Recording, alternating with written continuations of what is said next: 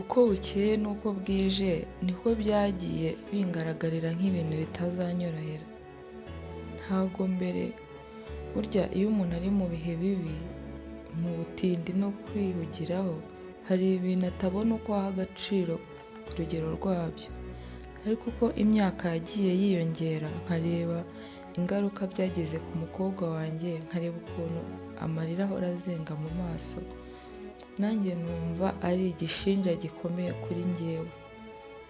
Ntabwo rwose byoroshye kuko ababyeyi benshi hari igihe tugera mu bihe, bya bihe umubyeyi rwose ibintu bimurengana agakurikiza abana batatu akabura uburyo buri mwana wese amwitaho. Bijya bikunda kutubaho, ariko ubu buhamya bwanjye ni ukuri bwakubera isomo, bwagira ikintu gikomeye bikwigisha.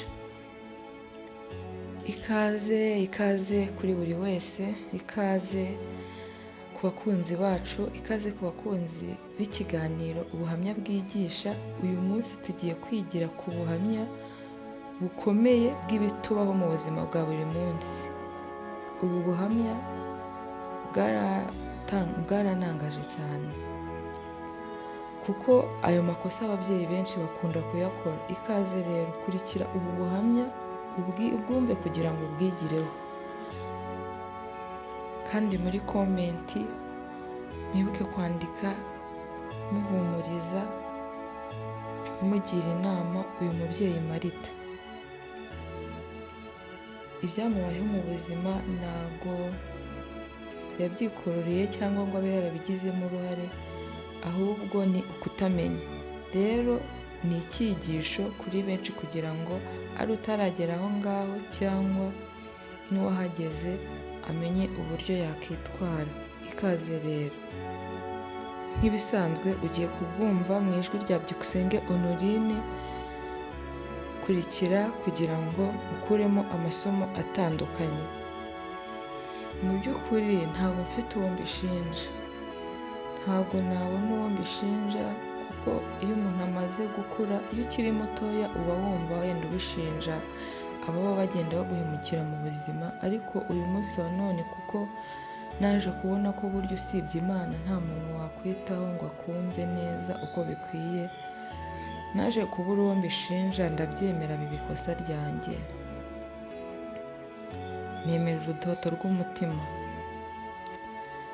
Ababyeyi banjye bapfuye nkiri mutoya, papa na mama bapfuye mfite imyaka 18. Ubuzima rero bwatangiye kugorana kuko nasaga naho nta muntu usigaranye wo kunyitaho. Burya ababyeyi babyaye umuntu bakubyaye, iyo bamaze gupfa uba ugiye ku kibuga aho isi mbese iba ikureba n'amabuye aba aguhanze amaso. Natangiye gusuragoringa, mpura n'ibibazo koko, uyu munsi naraye aha, ejo naraye aha. Mu muryango aho nagerageje kuba nka habiri hari gushoboka, ntabwo byakunze kubera ko nabo babaga bafite abana bagomba kubitaho kurusha uko wenda natekerezaga ko bari bamfiteho inshingano. Nk'uko kuraraguza rero naje kubyara umwana wanjye w'umukobwa, namubyaye mfite imyaka 23. Noneho ibibazo birushaho kuba bibi. Ubwo se yari amaze kuntera utwatsi, natangiye kugenda mbungera. Noneho uyu munsi twaraye aha, ejo twaraye aha, hari n'ubwo imvura yaducikiragaho rwose. Gusa nari narabonye ibyambayeho, niyemeza ko ngiye kubana n'uwo mwana, nkamwitaho, nkakora ibishoboka byose kugira ngo ndebe ko atazaba nkanjye nkazamurengera. Muri urwo rugendo rero rutari tworoshye, twaje kubona umuntu ageze nk'imyaka 2, umukobwa wanjye, tubona umuntu w'umupapa w'umugiraneza, abura icyo adukorera. Nawe nta bushobozi yari afite bwo kuvuga ngo yatubonera nk'inzu ahantu tukayibamo. Yaratubwiye ati mwazajya muza mukarara mu gikoni cy'iwanjye bwije ku manywa, mukareba uko mukomeza ubuzima bundi, gushakisha, mbese namwe murabyumva, bwari ubuzima butari butworoheye pe, bwari ubuzima bukomeye, ariko burya Satani nawe banza aba adashaka ko umuntu yahumeka n'umunsi n'umwe.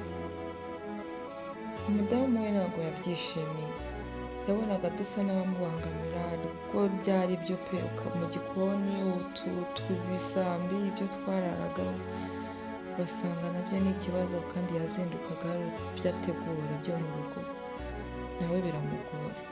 Ubwo rero twarakomeje turamenengana, ni ubuzima bukomeye, bwari ubuzima bukomeye rwose, ku buryo ubura uwubwira, ku buryo ubura uwutekerereza ibyawe, ukemera kubimira rwose, ugafunga umunwa. Nabuze icyo nkora rero, mbona umwana inzara igiye kumunyicira mu maso, ariko nibuka ko hari ahantu hari hafi y'amazi hari urusave rw'amapera, mfite icyemezo cyo kuzajya ngenda nkayasoroma nkayagurisha. Nateye ibase umuvandimwe, ndagenda nkajya nyasoroma, ntangira kuyasoroma mpeka umwana afite imyaka 2, nkamugendana, urugendo rwari rurerure, nkayagurisha. Namwe murabyumva ukuntu byabaga bimeze, ubwo nari ngize imyaka 26, ubwo yari afite imyaka 2, umukobwa wanjye, nkagenda nkayagurisha, akaba bwomora n'abagiranabi bakayarira ubuntu, nkagenda mbona uduceri duke dukeya, ntangira kubona akantu ko kwihengekamo, nabashaga kwishyura udufaranga dukeya nabonaga, kurya ntabwo byabaga byoroshye, namwe murabyumva. Naje gutekereza rero imbavu maze kuzirwara kubera kwanga kwikuraho umwana mpora-muhetse, nyine nabuze umugiraneza najya musigaho byibura kugira ngo mbashe kugenda nshebure nshakishe. Byari bigoye pe, byari bigoye. Ubwo narakomeje nkajya nshakisha muri ubwo buryo, hashize indi myaka 2 nkiri muri ubwo buzima butoroshye, bwari ubuzima bugoye, nariziritse umukanda. Tuza kwimukira ahantu hari akazu, hari ikibuga cy'umupira, nkajya nsiga umwana, nkavuga ngo reka musige hariya, njye nsiga utuntu ari burye mu nzu, n'ubundi nta kirimo bari bwibe, ngende nzajya nza kugendana n'umwana w'imyaka 4 n'igice gutyo. Ntabwo byaba byiza, kuko kwiga byo ntabwo twabitekerezaga, kuko ntabwo byari gushoboka. Ubwo narakomeje ndashakisha, amapera yaje guhundura, nshakishiriza no mu tundi, ntangira kuzunguza n'imineke n'izindi mbuto, ariko mu buzima butoroshye. Ariko icyo nshaka ko dusangirira mu mibereho yanjye, kwikuraho umwana, gusiga umwana hano hanze ku isi imeze gutya, ni ikintu gikomeye. Byatumye agahinda kikuba inshuro zitabarika, ku buryo rwose nta kiguzi cyo kukavura twabona no kugeza uyu munsi. Mu kumusiga rero nanjye naravuze nti ni akana gakuru, nkamusiga nkamusanga aho rwose ndabimenyera nk'ukwezi.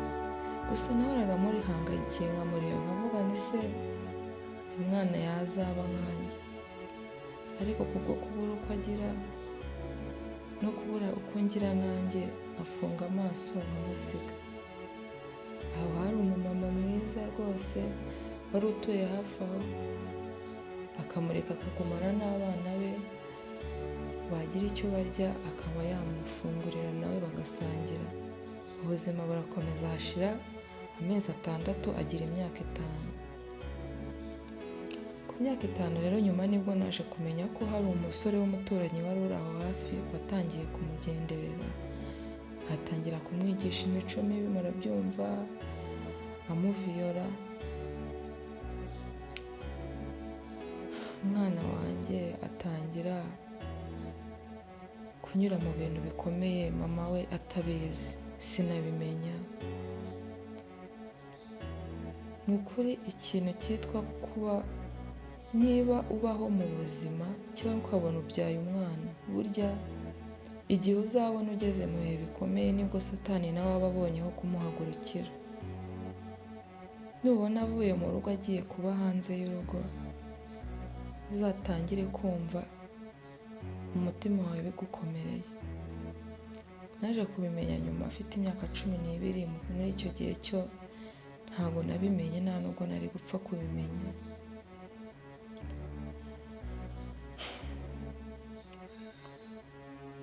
Nuko muri icyo gihe cy'imyaka 12 naje kumenya ko uwo musore yamushukashukaga, akamubwira ko azamujyana ku ishuri nk'abandi bana, birangira amwanduje sida. Umwana rero kubera kubimenyera no kudasobanukirwa ingaruka byamugiraho, nabonaga yarahindutse asa n'udashaka kunyumva, asa n'uwijimye mu mutima, mu buzima rwose, ariko ngiye nkumva ko ari ibintu byagombye kumubaho kubera ubuzima bubi twari turimo. Ku myaka ya 12 rero, burya mu gihe cya mbere hano mbere ho amafaranga yaranabonekagamo gake gakeya n'utwo tuntu ukoze hakaba hari icyo twazana. Naje kubona akantu ngo ndagonda akazu, nawe ku myaka 13 yatangiye kumfasha muri ubwo buzima.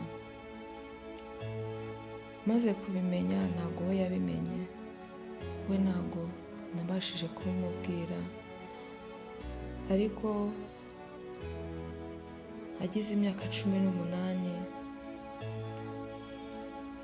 kwa kundi haza santere yo gupima abantu, hajyaga haza santere yo gupima abantu agakoko gatera sida, yaje kwipimisha nawe amenya ukuri. Mu kumenya ukuri rero niho impagarara zatangiye hagati yanjye nawe, kongera kunga ubumwe bwacu bikamera nko gusana ikirahuri cyamenetse, kuko yabashaga kunyumva nkamubwira, akumva ko nanyuze mu bihe bikomeye, akumva ko nanyuze mu bihe biryana, akabyumva akavuga ati ntabwo nanjye ndagufite, ariko wowe ababyeyi bawe bose barapfuye.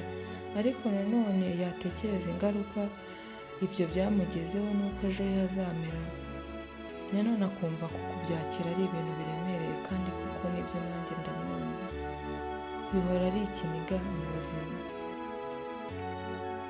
Ku myaka 41 mfite uyu munsi wa none rero, ni ibintu bikomeye kubyumva, kubana nabyo,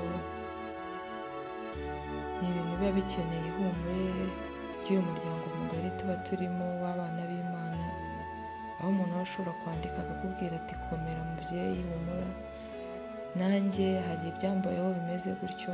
Ni muri ubwo buryo umuntu agenda abana nabyo nyine. Ariko ubundi icyo nababwira, ubuzima buba bukomereye abantu benshi. Nugira umuntu ubona ukabona akeneye ko yakugamamo igicucucucu rwose, jya umugirira neza, kuko hari igihe ineza yawe iba yari kuzacogoza ibibazo byose aba yari kuzahura nabyo mu buzima. Iyo umwirengagije rero, hari igihe rwose bimubaho, wowe ushobora nawe kuzabibazwa. Kandi rwose ikintu cyitwa umwana kuba yajya kure y'umutima wawe, kuba yajya kure y'umutima w'umureberera, ni ikintu kizahora gihangayikishije umuryango mugari w'abantu. Ku giti cyawe rero, reba niba aho abana bawe bari batari buze guhura n'ibyo ngibyo, bikuraze ijoro kubera ko hari igihe nta bundi bushobozi waba ufite. mwakoze kubana nanjye, mwakoze kumva amasomo ari mu buzima bwanjye. Imana ibahe umugisha.